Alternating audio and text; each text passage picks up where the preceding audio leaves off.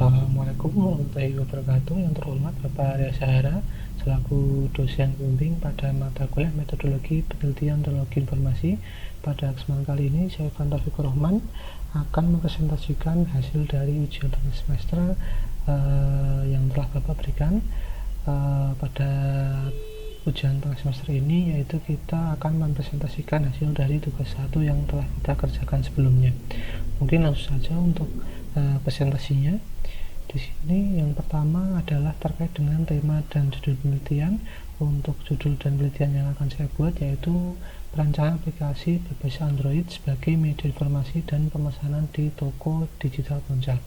Di sini studi kasusnya ya untuk toko saya sendiri. Jadi saya berharap untuk agar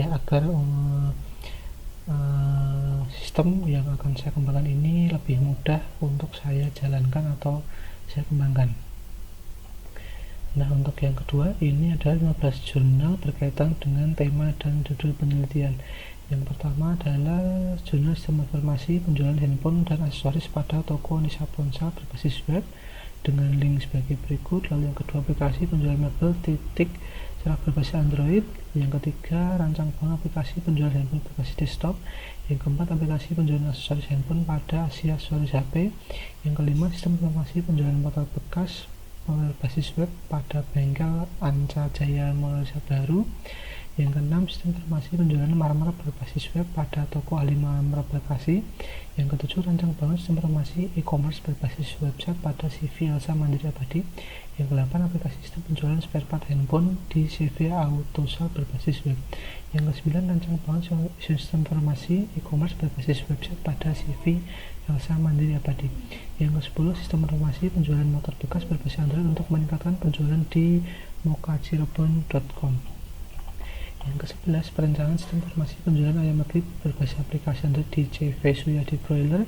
Yang ke-12, rancang bangun sistem informasi penjualan sepatu berbasis website dengan metode waterfall.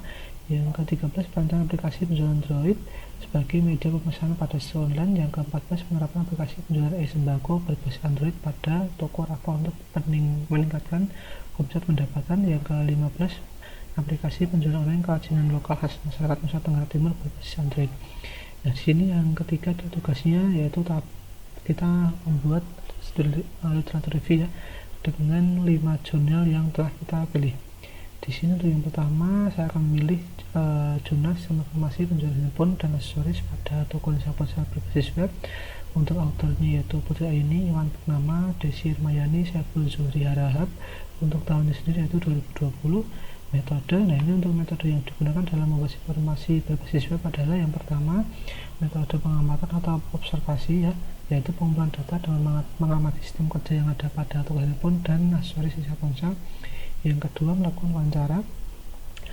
wawancara kepada Ibu Samsinar selaku pemilik toko handphone dan aksesoris Nisa Ponsel. Yang ketiga yaitu metode studi pustaka.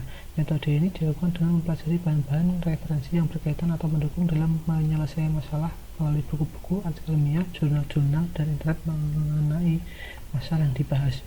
Untuk hasil penelitian sendiri yaitu dengan menggunakan sistem ini maka proses penjualan yang terjadi antara pihak toko dan pelanggan akan dapat diorganisasi dengan baik saat transaksi berlangsung dan pencetakan laporan penjualan. Dengan sistem ini maka penambahan stok barang masuk, barang keluar, dan data dapat terorganisasi dengan baik.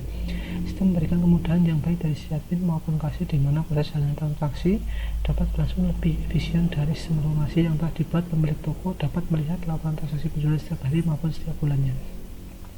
Ini untuk jurnal yang kedua seperti ini, lalu yang ketiga, lalu yang keempat, lalu yang kelima.